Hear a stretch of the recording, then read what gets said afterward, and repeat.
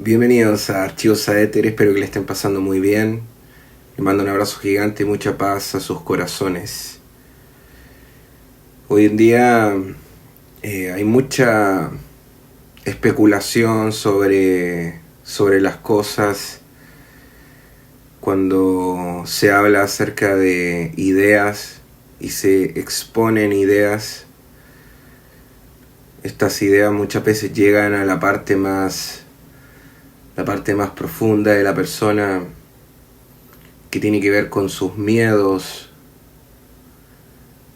con sus ganas de aceptación, la parte más primitiva. Muchas veces cuando se exponen ideas es como que las personas se sienten amenazadas por lo que uno está diciendo, por las ideas que se están planteando. Y en el fondo eso es una incapacidad o una falta de tolerancia que se encuentra a menudo básicamente por una incapacidad de entender al otro, de encontrarse con el otro y aceptar que más allá de las ideas que se puedan plantear, hay algo que es más profundo, que nos une, que es la búsqueda de la verdad, básicamente. Hoy en día, con la idea de la cultura de la cancelación, por ejemplo, o que uno dice una cosa que a otro no le gusta y eso genera un gran problema, o pareciera que genera un problema. Y es como pensar que también por qué las ideas, muchas veces gente se siente amenazada, ¿ya?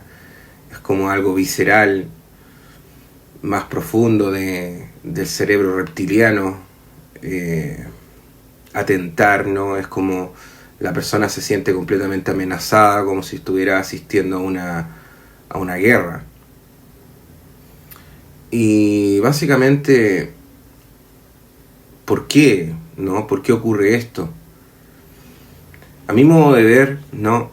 Muchas veces las personas eligen formas de pensar de acuerdo a sus contextos de vida, y así, digamos, ciertas creencias como que tienden a afirmar ciertas posturas que uno va teniendo en el tiempo, pero que no son objetivas muchas veces, sino que vienen de visiones emocionales, situaciones de la vida, que a la persona la van llevando a una cierta posición de pensar. Y eso se intenta fundamentar con muchas veces argumentos que están lejos de ser realmente parte de la vida de la persona. Y la persona tiene unas ganas de pertenecer o unas ganas de ser parte de ciertas ideas, ciertos movimientos de ideas, de ciertos grupos sociales que van a plantear ciertas ideas. Y bueno, entonces si se hablan, por lo tanto, si aparecen posturas contrarias a eso, la persona se siente que la están atacando sus convicciones como persona. Es como si estuviéramos atacando sus valores. Yo creo que eso siempre ha existido, o sea, no me parece que es algo de ahora. Me parece que en toda la historia se ha mezclado muchas veces las ganas legítimas, ya que son legítimas porque es una visión, digamos, muy humana, ¿no? Las ganas legítimas de pertenecer, o las ganas de muchas veces ponerse una máscara, disfrazarse, ¿no? Para tener pequeñas victorias, pequeñas hazañas, ¿no? Pequeñas victorias, pequeñas victorias, pequeñas victorias, pequeñas victorias, pequeñas victorias, pequeñas victorias, pequeñas victorias, pequeñas victorias, pequeñas victorias, pequeñas victorias, pequeñas victorias, pequeñas victorias, pequeñas hazañas, ¿no? pero olvidando la parte fundamental, que es que la búsqueda de la sabiduría y el conocimiento, así como la búsqueda de la verdad, es algo que le concierne a todo el mundo.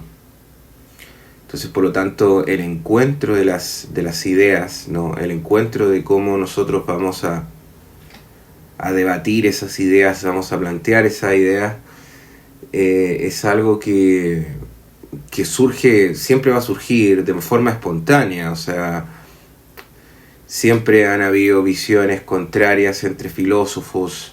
Lo importante es cómo eso ha salido adelante. ¿De qué forma? Si lo hacemos desde una actitud de solamente querer hacer sentir que uno tiene la razón en todo, ¿no? Como desde una visión más narcisista.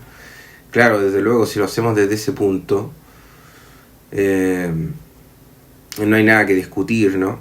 Porque en realidad es como ponerse un espejo y mirarse constantemente y decir, mira, qué bien que lo hago, ¿no? Pero resulta que es en el encuentro con el otro, digamos, es en la conversación con el otro, donde aparece la síntesis de lo que se constituye también como un equilibrio, ¿no? Entonces es muy difícil que en una humanidad ya tan grande, ¿no?, de repente nos pongamos de acuerdo si ni siquiera somos capaces de dialogar sobre diferentes materias sin que a otra persona, digamos, se sienta aludida, se sienta en un cierto sentido amenazada. No me parece que por ese lado podríamos sacar muchas conclusiones. Yo creo que es como partir mal en el fondo. Y ese partir mal ya también habla de nuestra fragilidad, ¿no? Es como una fragilidad constante que está ahí, porque en realidad detrás de eso, detrás de esas caretas o detrás de esa defensa, ¿no?, a veces tan visceral, ya, y de adjudicarse incluso a veces ideas que están fuera del canon de la realidad, digamos, en la persona. Estoy hablando de ideas extremas, etcétera. Hay mucha gente que apoya ideologías sin saber ni siquiera lo que está apoyando, y se pone la bandera, se pone la camiseta de eso, ¿no? Entonces me parece que eso también es difícil, ¿no? Llegar a un encuentro verdadero con eso. Aparte que es muy acelerado, es un ritmo acelerado de construcción que tiende a ir hacia la inversa. O sea, es tan rápido que va hacia atrás, ¿no? Como fenómeno físico. Como fenómeno físico es como que si va tan rápido que al final se termina retrayendo, digamos, esa gana de al final crear algo mejor. Entonces yo pienso que desde el punto de vista del esoterismo, por ejemplo, yo creo que hay mucho de eso. O sea, muchas personas al final se meten al esoterismo, y yo lo he visto, porque tienen carencias, porque tienen necesidades, lo que está bastante bien. Las prácticas espirituales son para encontrar la misericordia divina y a través de esa divina providencia poder acceder a lo que merecemos, que lo es todo. Y desde ese punto de vista, claro, está bien. Pero ¿qué pasa cuando luego en ese encuentro con el otro aparece ese miedo y esa sensación de amenaza por pensar de que se es diferente al otro, ¿ya? No me parece que eso sea muy espiritual. El esoterismo no necesariamente tendría que tener una cierta validez ética, digamos. Desde el punto de vista de la modernidad, el esoterismo ha sido como una ramificación filosófica, a veces un poco materialista incluso, desde el punto de vista del pragmatismo. Es como que el esoterismo se ha convertido en una respuesta a la religión, pero sin el religar, digamos, real, concreto, o sin realmente la conexión que busca, porque se perdió y se fue un poco de lo místico en el mundo en general. Entonces no me parece que dentro del esoterismo, hoy en día al menos, está el ánimo o el ambiente de querer avanzar, porque no hay un ambiente de querer avanzar en cuanto a conversar ideas, pero tampoco hay un ambiente de querer, digamos, compartir esas ideas con gente de ciencia, por ejemplo, gente que está en una rama diferente de conocimiento. A mí personalmente yo veo que, al menos mis estudiantes, que son de varias áreas, siempre he tenido estudiantes de diferentes áreas de conocimiento en la sociedad, desde ciencia, filosofía, humanismo. Entonces, realmente las ganas están de compartir, de saber más, gente que se abre a saber más. Y al final se lleva con experiencias que son dignas de una ideología política de la más radical, porque se sienten amenazados muchos por enfrentar ideas diferentes, ¿ya? A mí personalmente, como una persona que está en esto hace tiempo, a mí la verdad es que hablar ideas diferentes a mí no tengo ningún problema. Pero sí noto, digamos, que hay un cierto pudor constante, digamos, de ciertas personas que se dicen ser maestros a la verdad. Yo que llevo haciendo clases durante mucho tiempo y mis clases son completamente prácticas, o sea, es una cosa de rituales, es una cosa de mover el cuerpo, de estar presente, algo poético pero creativo, en serio, algo práctico, y que estoy siempre en eso, digamos. O sea, me acuerdo un momento donde hacía clases todos los días, a veces hasta 10 horas diarias, significa hacer rituales 10 horas seguidas todos los días, con diferentes personas. Y tengo un montón de registros y videos de cosas con manifestaciones, aparte de la gente muy agradecida, que eso siempre lo llevo en el corazón, pero un montón de registros de videos, como cosas que he subido hace poco, de manifestaciones, de evidencia, que cuando la he presentado a gente de ciencia realmente no sabía qué decirme. O sea, realmente no he tenido cómo explicarlo. O sea, y cuando un científico que al menos es humilde y no sabe cómo explicarlo, realmente no dice nada. Realmente no le sorprende, pero no dice nada. Pero al menos tiene un marco de respeto, ¿no? Y las órdenes esotéricas tampoco ayudan en eso. Las órdenes esotéricas hoy día funcionan con un tutor, si es que lo tienen, y el tutor realmente siempre carece del amor suficiente para llegar a la persona. O sea, siempre se carece de ese amor profundo para realmente enseñar a la persona. Al final esto se trata de maestro a discípulo, es una tradición oral, igual que el arte, digamos. Es muy necesario encontrarse con gente que sabe y que pueda transmitir ese tipo de cosas. Mientras no exista ese ánimo, digamos, de amor por la sabiduría y por lo que se hace, por las prácticas espirituales, va a seguir una especie de mediocridad en la conciencia humana de los caminos iniciáticos, de los caminos espirituales que se quieren lograr.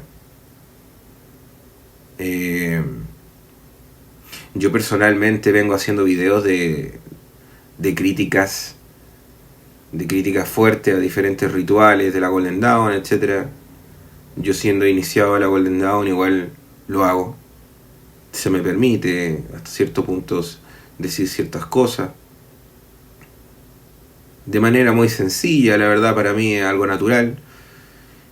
Me he encontrado a veces con personas que creen que uno lo hace como por marketing o lo hace como para tener sencillamente una posición.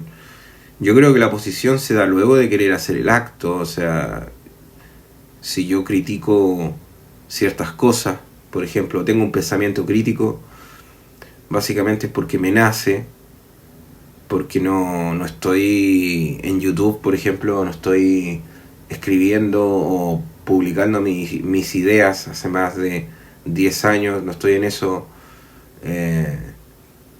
sencillamente por una cosa de ego, por una cosa de entonces querer tener la razón desde ese punto de vista. Es todo lo contrario. Entonces, me parece, digamos, que esa es la actitud. Ahora, no es porque yo tenga esa actitud que esa tiene que ser la actitud. O sea, no, me refiero a que la cosa tiene que salir natural. Si yo, por ejemplo, me pongo a criticar un ritual o algo específico, eso es porque para mí detrás de eso hay un sentido trascendente, que es mejorar o al menos tener una visión mucho más clara, un revisionismo. Y yo siempre digo que es lo que falta. Mucho se habla de la tradición, pero hay poco revisionismo de la tradición, que en el fondo es como volver a revisar si las cosas se están haciendo bien.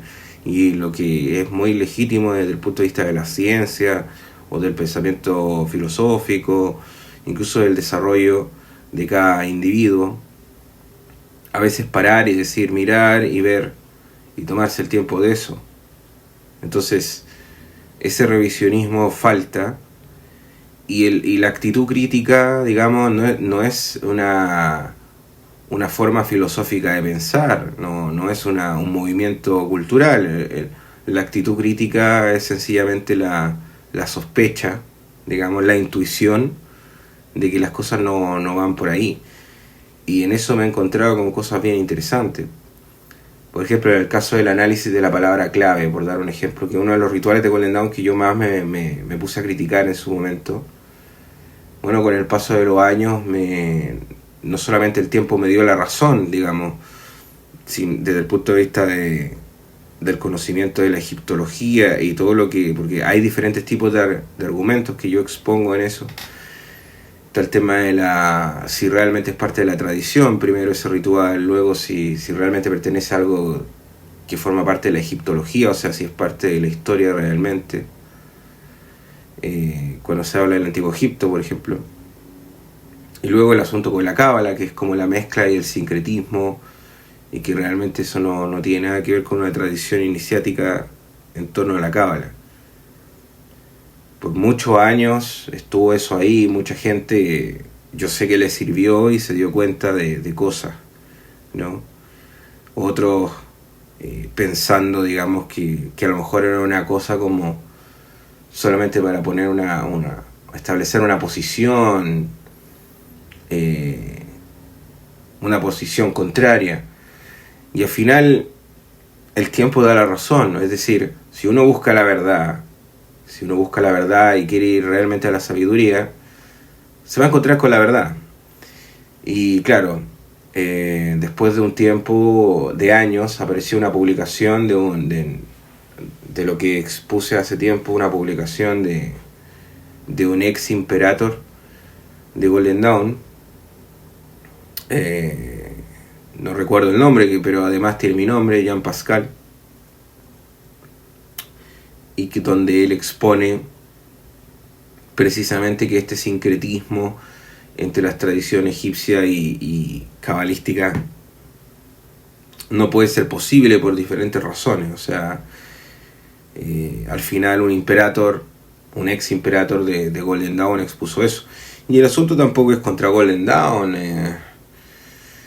En realidad podría hablar de muchas órdenes esotéricas aquí que yo no estoy nada de acuerdo. Algunas incluso me parecen absurdas. Realmente, por ejemplo, lo que hizo Crowley con el telema, pero personalmente a mí me parece absurdo. O sea, realmente para mí la OTO, la gente de la OTO, bueno, son personas como todos, ¿no? O sea, yo lo respeto respeto su ideología, ¿no? Para mí es una ideología casi.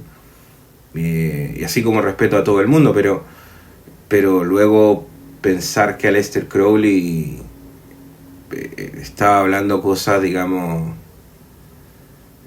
relevantes desde el punto de vista del desarrollo de la conciencia, por ejemplo, cuando son reinterpretaciones constantes con un lenguaje más modernista. O sea, no me parece que él estaba haciendo alusión a un desarrollo de la conciencia. Afortunadamente, digamos, la humanidad avanza y a pesar de que hay gente que lo sigue, que es muy talentosa, entiende, digamos, también sus falencias, entiende las falencias que tuvo Crowley y algunos lo entienden, otros no, otros se van por un camino más sectario y bueno, al final allá ellos, ¿no? Pero al final es que todas las órdenes esotéricas tienen este tinte de muy humano, ¿no? Muy visceral, como dije antes, esta forma como muy emocional y no discutir ideas, como que todos podrían tener la verdad, o sea, como cualquier iglesia, o sea, es como cualquier tradición mística que al final se vuelve fanática y que no es capaz de entender que a lo mejor Aleister Crowley canalizó cosas que no, ni siquiera son a lo mejor nada buenas, ¿no? Que van hacia cosas más distorsionadas de la tradición. Hay un montón de entidades, por ejemplo, que no tienen nada que ver con la tradición, que son formas de reinterpretación que venían de la Golden Dawn. Y más allá del asunto moral, porque Aleister Crowley se habla mucho del asunto moral, ¿no? Que tuvo Crowley, el consumo de droga, ese tipo de cosas.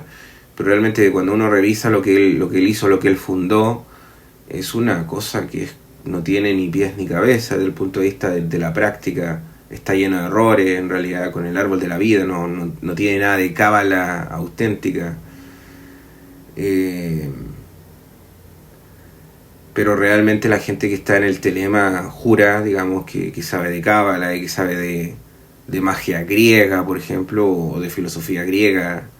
Hay como una cierta, como también, narcisismo o megalomanía, yo diría, también en eso. Y así, bueno, tenemos muchas otras órdenes esotéricas también que van por el mismo camino. Hay algunas que son más oscuras. Y así también tenemos otras órdenes, ¿no? Dentro de la tradición que al final jamás van a estar, digamos, abiertas a debatir o conversar qué realmente es la verdad. Y ahí ustedes tienen la misma sintomatología que yo les estaba diciendo. ¿Cómo va a ser posible, digamos, llegar a que la persona que quiera entrar y quiera aprender de realmente la tradición verdadera, cómo va a ser posible que llegue a la verdad de saber realmente lo que está ahí? ¿Cómo? Si al fin y al cabo todas estas órdenes les presentan una forma de vida, una forma de ver, unos prismas, unas gafas de lo que es la tradición, y muchas veces están muy lejos de la tradición, muchas veces. Por ejemplo, en el caso de la cruz cabalística, Eliphas Levi, en Dogma y Ritual de Alta Magia, la revela, y él la revela y él pone Begeburá, la pone a la izquierda, y Begedulá a la derecha, que coincide más con el árbol de la vida. Entonces uno escucha, por ejemplo, que dice gente decir, no, es que esta es la tradición. Si uno revisa los libros y uno revisa, digamos, hace un revisionismo en la tradición, se da cuenta que la tradición decía otra cosa. Hace unos siglos antes la cruz cabalística se hacía de otra forma y ahora no. O sea, ¿qué es realmente la tradición? ¿Qué es lo que se llama tradición desde ese punto de vista? Y mi trabajo, digamos, como una persona que da clases y de trabajo de investigación también, un trabajo realmente iniciático desde el punto de vista del reconocimiento de lo que es la luz, ha sido la búsqueda de eso, De repente plantear esta idea es como para alguna gente un acabo de mundo, porque es como que se sienten amenazados, porque realmente ellos tienen alguna emocionalidad dañada y por eso terminan haciendo idolatría de cierta orden esotérica. Creen que con eso, digamos, van a activar su supraconciencia, cuando está lejos de ser así. Todo lo que es externo a ustedes, más allá del conocimiento, porque está bien el conocimiento, pero evidentemente que si ustedes le entregan poder a algo externo, evidentemente que no, la cosa ya no va por ahí, ¿no? Y no se puede conversar ciertas cosas, porque hay gente que es como que le estoy hablando de su familia, digamos, de mala manera, cuando estoy hablando de una idea, ¿no? Estoy hablando de una idea que es para llegar a la verdad. Entonces es muy difícil desde ese punto de vista. Y es porque realmente cada uno tiene sus intereses personales. O sea, toda la orden esotérica no es que andan regalando, digamos, canastas con alimentos a la gente pobre, ¿no? O sea, al final se trata de un status quo, incluso un poco me recuerda al área académica más intelectual, cerrada, digamos. Y yo tampoco estoy en desacuerdo con eso. O sea, a mí me parece que el elitismo es parte de las jerarquías que construye la misma sociedad. Hay gente que es masoquista, le gusta, digamos, que otras personas abusen de ella. Cada uno tendrá su manera de verlo. El punto está en que no me puede venir alguien a decir, digamos, que es la tradición, si enseñan o enseña cosas, digamos, que no tienen nada que ver y que no se sustentan bajo ningún argumento. Ese es el punto. Y de ahí vienen los ataques personales y al fin y al cabo es el mundo que estamos viviendo hoy en día. Y hay tantos argumentos, porque yo, por ejemplo, aquí en el canal he expuesto algunas cosas, algunos rituales, he hablado de ciertas cosas. Pero en las clases, por ejemplo, mucha gente viene ya con un formato de idea porque estuvo en alguna escuela esotérica y le dijeron cómo eran las cosas. Y yo la verdad es que si me pongo a pensar en eso y empiezo a rememorar, realmente han sido años los de corrección, mucha corrección.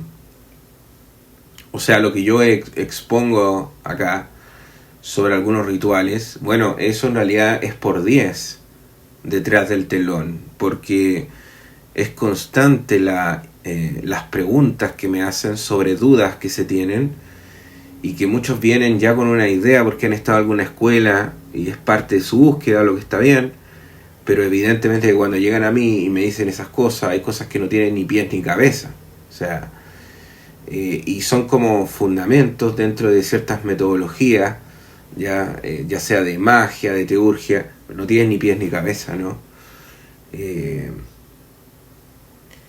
Hay cosas que, por ejemplo, más profundas, como la cruz cabalística, pero hay otras cosas más profundas aún, que es pensar que la magia no es mística. La magia tiene que ver con misticismo, con proyección astral.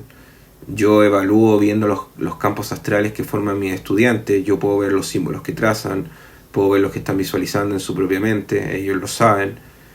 Puedo saber, digamos, los colores si lo están visualizando bien, y todo eso se ha dado dentro de una atmósfera mística, incluso artística.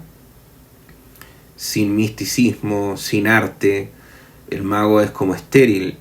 Se transforma la magia en una filosofía materialista porque va hacia lo pragmático, hacia conseguir algo solamente, y no en la búsqueda de esa supraconciencia que permita dominar los planos astrales para hacer las transformaciones que haya que hacer, ¿no? O las transmutaciones energéticas que haya que hacer. Entonces, desde ese punto de vista, y esto todo se puede explicar desde la Cábala, además, todo lo que he dicho tiene que ver con Atzilut, los niveles de conciencia del alma. Es una cosa interesante. Y no sé, me parece que la cosa está difícil desde el punto de vista del diálogo, Yo creo que hay muchas generaciones que ya se perdieron. Hay gente que iba a llegar a los 40 o 50 años y va a estar haciendo sigilos de la magia del caos, perdiendo su vida. A veces una poesía puede ser también muy mágica. Con la poesía, con la metáfora, con las representaciones, con la oración se pueden crear ángeles. Con el arte también se pueden crear ángeles. Me parece que todavía hay mucho desconocimiento de lo que es la magia o de la práctica espiritual. Han pasado años y lo he visto, ha pasado historia y no ha cambiado mucho las cosas. Hay muchas cosas que ya están escritas y que la gente cree que está descubriendo cosas nuevas y así, ¿no? Realmente es muy chistoso. Para mí me da mucha risa, sobre todo cuando llega gente con un formato de idea, digamos. Por ejemplo, la gente de Amorc, por ejemplo. Algunos piensan que son Rosacruces los que están más adentro y saben que no lo son. De alguna manera saben que igual venden una parada a Rosacruz, y algunos, los que están más adentro, saben que no son, porque no tienen ninguna afiliación real, concreta, tradicional, algún escrito, digamos, que compruebe que es parte de una tradición Rosacruz. Y hay tantas cosas, ¿no? O sea, hay tantas órdenes famosas que en realidad son una fachada. Y esto no es como hablar como una protesta o una rebeldía, ¿no? Sino que lo digo así de calmo, porque realmente puede ser un poco absurdo. A veces me da un poco de risa pensar la cantidad de engaño y de cosas que se le han metido ideas en la cabeza a las personas y que han servido al final también para manipular socialmente a las naciones, ¿no? Y alejar a la gente de Dios, que al final es lo que yo veo también, que mucha gente cree que a lo mejor, no sé, que hacer un ritual o un elemento, digamos, le va a ayudar más que utilizar la cábala o hacer una oración crística, por ejemplo, o cosas así. Hay cosas que realmente se resuelven yendo directamente a la fuente y no utilizando fuerzas de elementos. Esto en el curso yo enseño magia zodiacal, magia planetaria, magia elemental, enseño todo eso en los cursos. Pero cuando una persona me viene y me dice, ¿sabes qué? Tengo que resolver algo en mi vida y las cosas están así. Y a veces son cosas tan delicadas que yo digo, pero ¿cómo? O sea, mejor también busca de Dios, porque si no buscas de Dios va a estar más difícil aún, ¿no? Y así, hay mucha ignorancia realmente. Así que bueno, espero que lo esté pasando muy bien. Me gustó esta conversación. Realmente puse a grabar y empecé a hablar. Hace tiempo que no grababa nada, así que fue una forma de comunicación con usted. Espero que la esté pasando muy bien y cualquier pregunta me la hacen al número de la escuela, ¿vale? Que esté muy bien. Shalom. Les habló Pascal, Archivo Saeter. Chao.